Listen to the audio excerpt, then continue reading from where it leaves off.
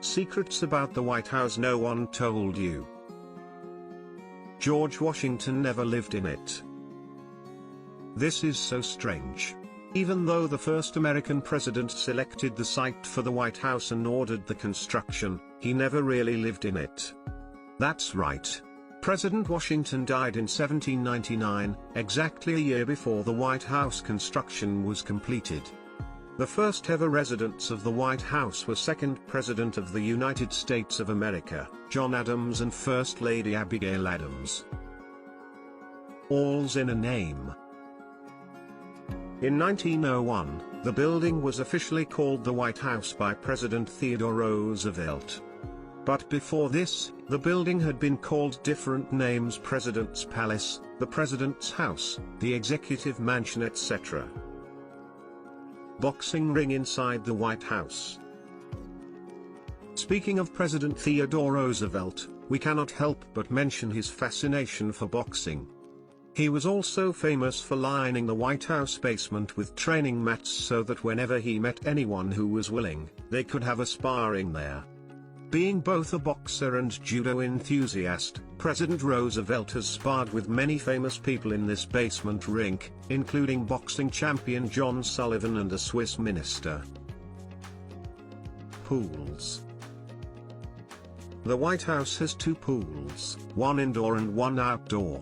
The indoor pool was constructed in 1933 to cater to President Franklin D. Roosevelt. The president, suffering from poliomyelitis, would often swim at therapy pools in his Hyde Park home in New York or at a rehabilitation center in Warm Springs, Georgia. Eventually in 1933, the indoor pool was constructed at the White House. In 1975, the outdoor pool was constructed during the presidency of Gerald Ford. President Ford, being an avid swimmer, installed the pool at the residence. Electricity in the house. Benjamin Harrison, the 23rd U.S. president, was the first to use electricity in the house. However, both the president and the first lady would not touch the switches in the fear of being electrocuted. The staff were in charge of operating the switches. During President Lyndon B. Johnson's tenure, the case was slightly different. He was notorious for wandering around the house switching off the lights in the rooms he thought were empty. Needless to say, he was nicknamed Light Bulb Johnson. The Europe Connection. Originally, it was decided that European workers would come down to work on the White House. However, the response to this recruitment was weak. Us African Americans, both enslaved and free, signed up for the construction, and it was because of them that the building was possible. In 1814, during the War of 1812, the British Army set fire to the White House, burning and charring much of the exteriors and some parts of the interiors as well.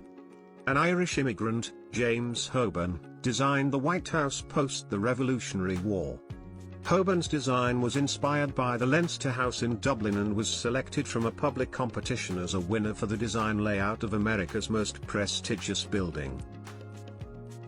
Paint. The White House measures 168 feet in length and 86 feet in width, without the porticos. For more than 60 years, this remained the largest house in America. With such a massive surface, it takes over 570 gallons of white paint when the exteriors of the house are repainted. We are saying only exterior. Pets of the house. The White House has seen its own fair share of unusual pets. From sheep that President Woodrow Wilson kept to Abraham Lincoln's goats. JFK's ponies to Theodore Roosevelt's snakes, this place has seen it all. Top this with Calvin Coolidge's lions and Herbert Hoover's alligator and you just got yourself the strangest list of animals who lived with the nation's biggest leaders. Ghost chambers. Reportedly, the Lincoln bedroom and Yellow Oval rooms have reported paranormal activities in the past. One of the most notable ghost guests of the White House is President Lincoln. Winston Churchill and Queen Wilhelmina of the Netherlands have claimed to see him too. Family matters. In all honesty, you may think that even the president is like just another family man. However, rules are categorically different for him. At the end of each month, the president receives a bill for himself and his family's personal expenses including food, toiletries, dry cleaning etc. He is supposed to take care of this himself.